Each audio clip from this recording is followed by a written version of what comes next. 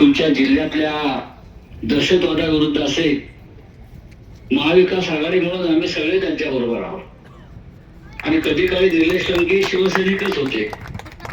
त्याच्यामुळे शिवसेना पक्षप्रमुख उद्धव ठाकरे यांनी त्यांना कायम आशीर्वाद दिलेला आहे, आपल्याला माहित असेल. पण आजच्या या सोहळ्यासाठी, कार्यक्रमासाठी इच्छा असूनही येता आलं नाही. पण मी इतकं सांगेन की ही यात्रा पुढे चालणार आहे.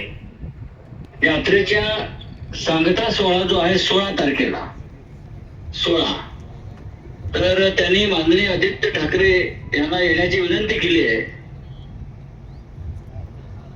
आणि माझ्या माहितीप्रमाणे आदित्य साहेबांनी त्यांची ती विनंती मान्य केली आहे 16 तारखेला येण्याचं.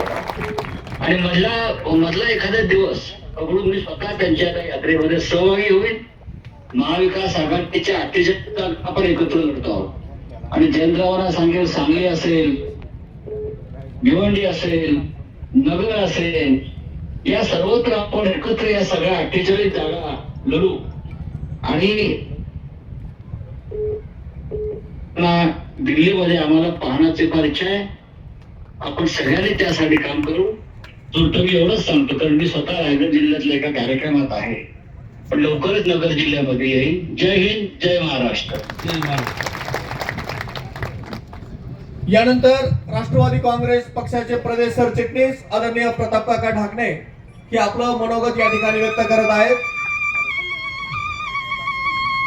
थांब रे बाबा, थांब रे.